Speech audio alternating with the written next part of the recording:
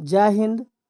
Class 10th Bihar board math objective question. तो यहाँ पर गणित की ऑब्जेक्टिव क्वेश्चन लेके आए हैं। जो भी भाई लोग मतलब 49 तक का हम सेशन कर दिए मैंने उसमें, तो इससे पहले वाला नहीं देखे है वीडियो तो उसको देख लीजिए क्वेश्चन को, और फिर ये यहाँ से शुरू करिए। और सबसे पहले आप लोग से गुजारिश है कि आप लोग कॉपी पेन लेके बैठ जाइए और फिर जो है सेशन देखिएगा, ताकि जो क्वेश्चन समझ में ना आए या और दिक्कत रहेगा, पहले पहले बार देखते हैं उसको उतार लीजिएगा ताकि दोबारा दिक्कत न हो।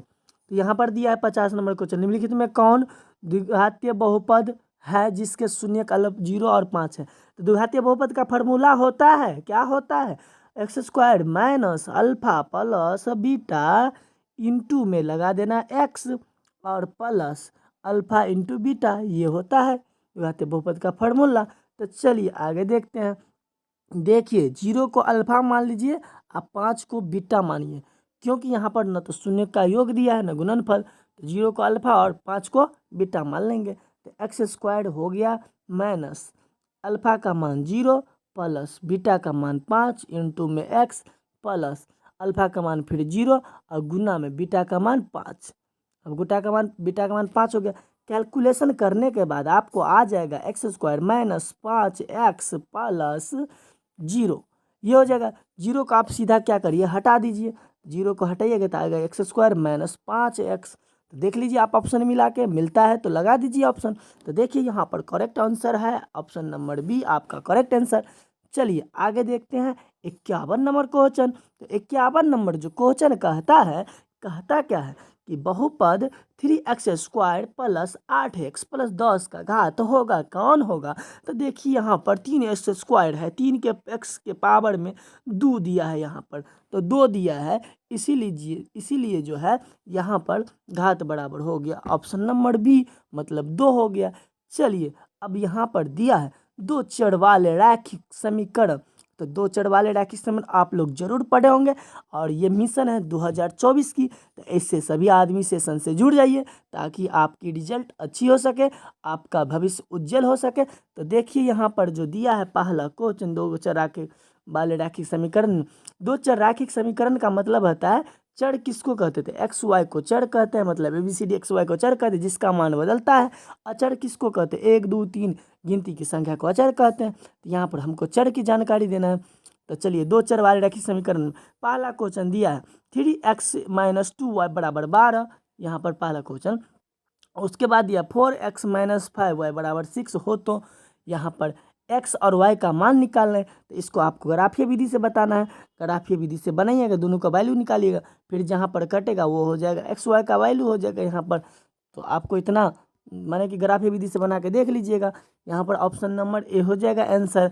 हम आगे बढ़ जाते हैं, क्योंकि ज़्यादा टाइम देंगे तो मेरा वीडियो बहुत लंबा बन जाएगा, फिर आप लोग देखेंगे नहीं, इसीलिए हम आगे बढ़ जाते हैं। हाँ, यदि समझने में दिक्कत है तो आप कमेंट जरूर कर दें, उसको हम अलग से बना के अपलोड कर देंगे और आप लोग देख लीजिएगा। तो चलिए यहाँ पर 2 नंबर क्वेश्चन बता रहे हैं हम। 2 नंबर क्वेश्चन कहता है युगपत रैखिक समीकरण के निकाय, है ना, देखने में दिक्कत होगा तो इसलिए हम इसको हटा दिए। दूसरा, युगपत रैखिक समीकरण के निकाय इतना दिया है, एगो इतना दिया है कि अनगिनत हल प्राप्त होते हैं। तो चलिए ये जो दिया है तो A1/A2, सबसे पहले रैखिक समीकरण के कुछ शर्त होते हैं। शर्त क्या होते हैं? A1/A2 equal to not equal to B1/B2। इसका कितना हल? तो एक हल होता है। और ग्राफ कैसा?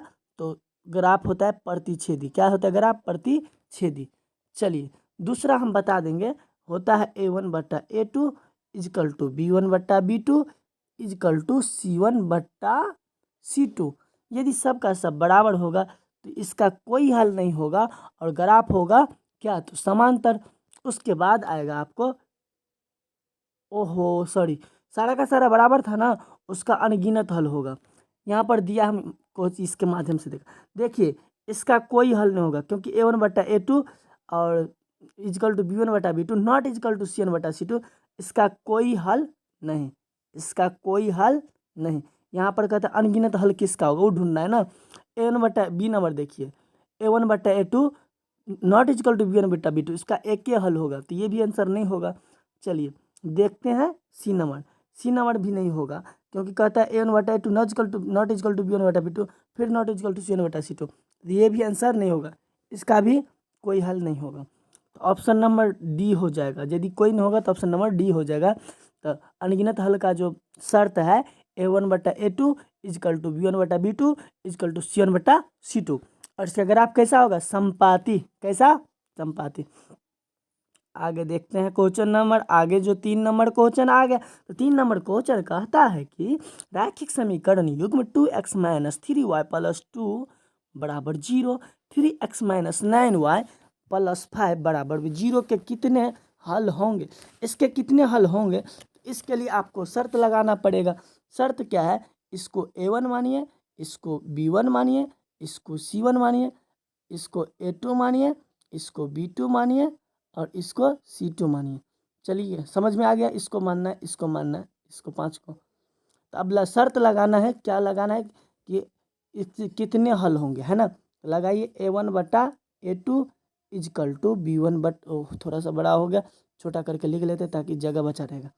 a1/a2 equal to b1/b2 is equal to c1/c2।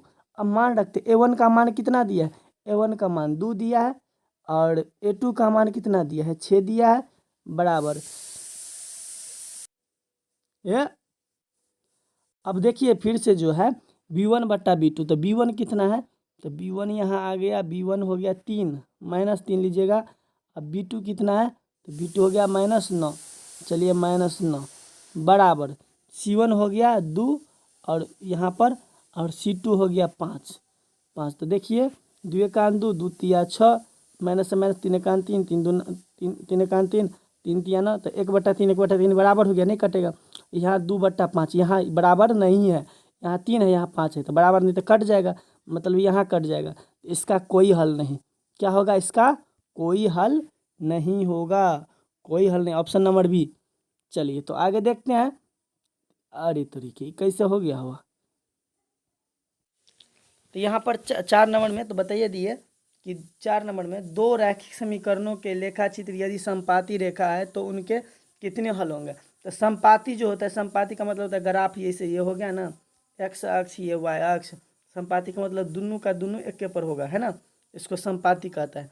तो संपाती में अनेक हल होता है। कितने हल होता है? अनगिनत हल। तो ये ऑप्शन नंबर सी हो गया। चलिए आगे देखते हैं 5 नंबर क्वेश्चन। 5 नंबर जो दिया है, 5 नंबर क्या बता रहा है कि दो रैखिक समीकरण के लेखा चित्र यदि समांतर रेखा हो तो हलों की संख्या क्या होगी? शून्य होगी। क्या होगी? समांतर होगा तो हलों की संख्या 0। चलिए अब आगे। अब 6 नंबर क्वेश्चन कहता है के किस मान के लिए समीकरण x + 2y बराबर 3 और 3x + 2y बराबर 9। तो के का वैल्यू निकालना है ना। तो देखिए यहाँ से a1 लीजिए, यहाँ से a2 लीजिए, यहाँ से b1 लीजिए, यहाँ से b2 लीजिए। तो करिए क्या? x a1 के x के बाजू में नहीं कुछ होता है, 1 है तो बट्टा में 1 हुआ, a2 होता है बट्टा में a2, तो यहाँ पर 3 है तो 3 लिख दीजिए, बराबर। यहाँ पर b1 में 2 दिया है तो 2 लिखिए, यहाँ पर b2 में दिया है k, तो k लिख दीजिए। अब इसको कोणासरे गुना करिए, तो कोणासरे गुना ऐसे ऐसे होता है, ऐसे और ऐसे। तो 2 के कान k बराबर में 3 दूना 6, तो बराबर k का मान हो जाएगा 6। तो ऑप्शन नंबर डी हो जाएगा सही। चलिए इसका ऑप्शन नंबर डी सही हो जाएगा, ऐसे ही बना लीजिएगा। आगे 7 नंबर क्वेश्चन।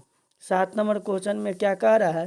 तो 7 नंबर क्वेश्चन कहता है समीकरण युग्म 3x - 2y + 3 बराबर 0, 4x + 3y - 47 बराबर 0 का हल है।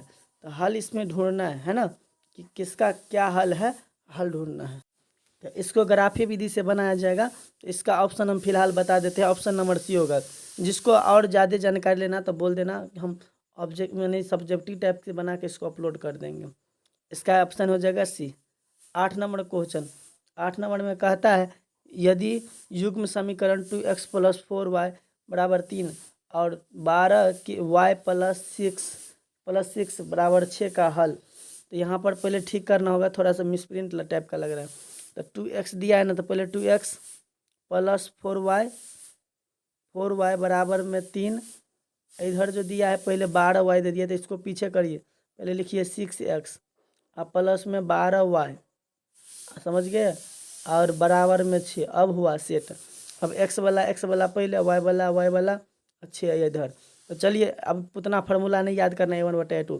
पहले क्या करिए, यहाँ से 2 लिखिए, बट्टा में इधर से 6 लिखिए, बराबर इधर से 4 लिखिए, अब बट्टा में इधर से 12 लिखिए, 12 बराबर इधर से 3 लिखिए, अब बट्टा में इधर से 6 लिखिए। पूरा कैसे बट्टा में कर लीजिएगा, 2 एकान 2 और 2 तिया 6, 4 एकान 4, 4 तिया 12, तो बराबर है, ठीक है। 3 एकान 3, 3 दूना 6। देखिए ये दोनों बराबर है, 1/3 1/3, लेकिन 1/2 आ गई, बराबर नहीं, यहाँ कट गया, इसका कोई हल नहीं। यहाँ जो कटेगा तो इसका कोई हल नहीं होगा। अब बता रहा है एक हल, ये कैसे हो, ये ऑप्शन गलत है, सवाल गलत टाइप से दिया है ना। यहाँ पर x होगा तो ये गलत दिया, हम जो बनाए उस तरीका से इसका कोई हल नहीं होगा। ऑप्शन नंबर सी होगा करेक्ट आंसर। क्या होगा, ऑप्शन नंबर सी होगा, सॉरी ए होगा इसका करेक्ट आंसर। यहाँ पर हम इसको ठीक करके लिखे हैं, इसमें उल्टा दे दिया है।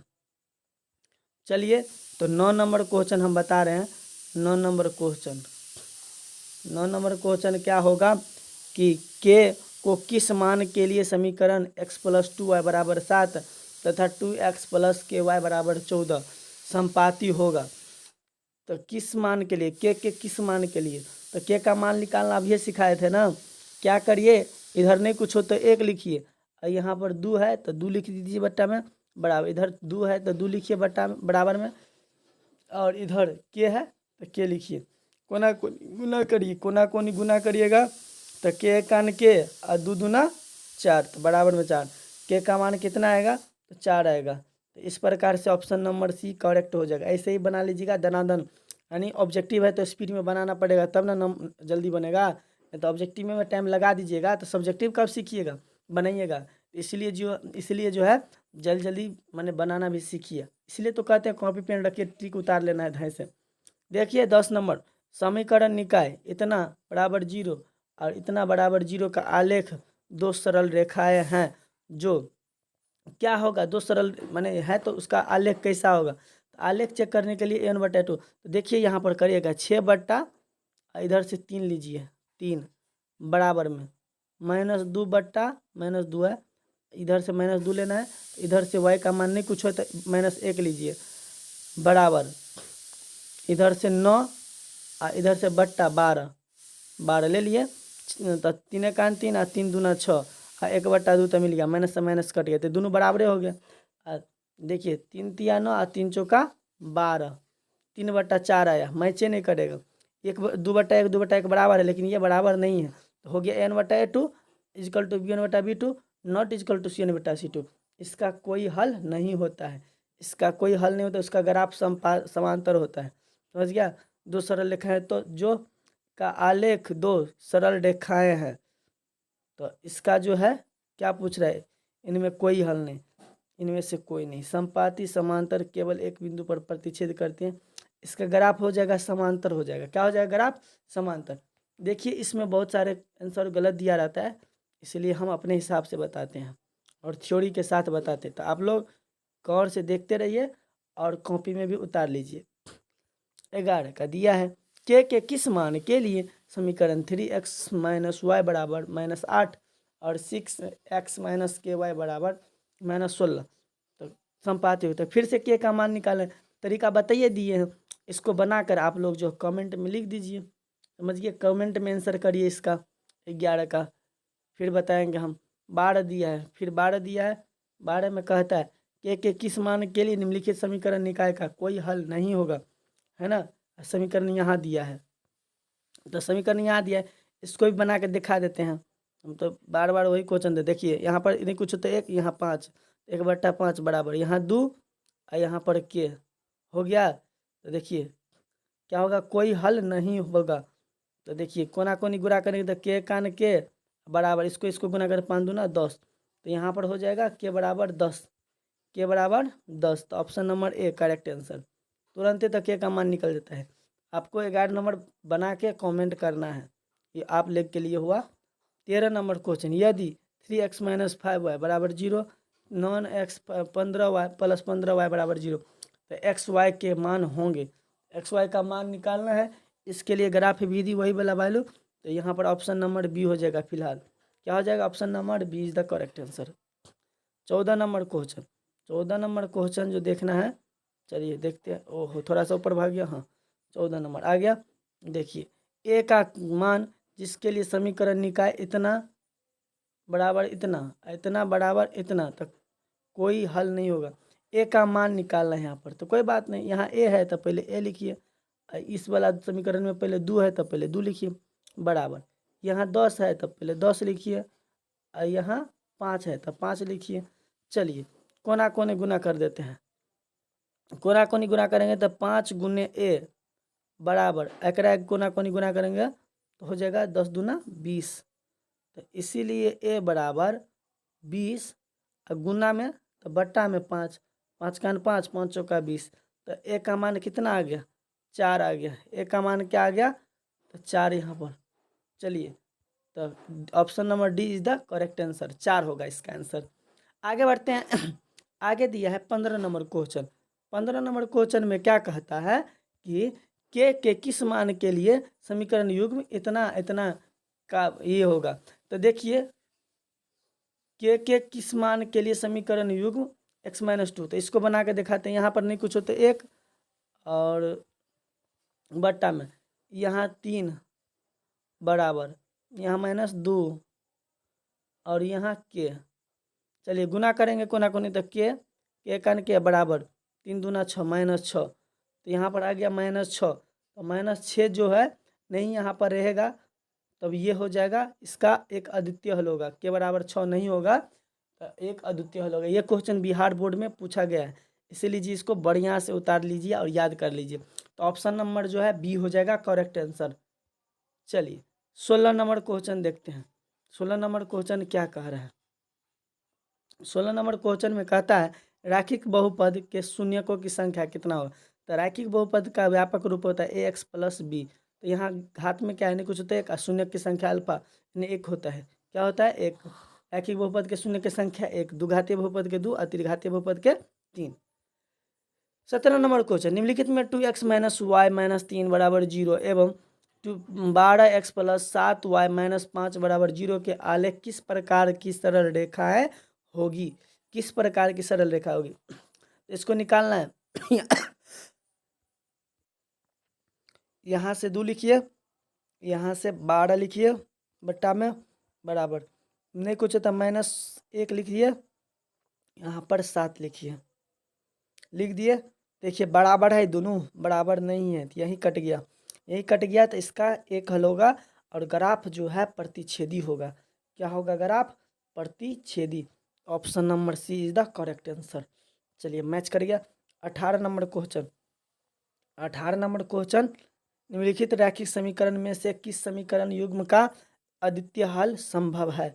अद्वितीय हल इसमें किसका संभव है जांचना पड़ेगा। तो वहीं पर देखिए यहाँ पर नहीं कुछ हो तो 1 बट्टा में यहाँ 2, 1/2, यहाँ नहीं कुछ हो तो फिर बराबर में 1, यहाँ बट्टा में 2।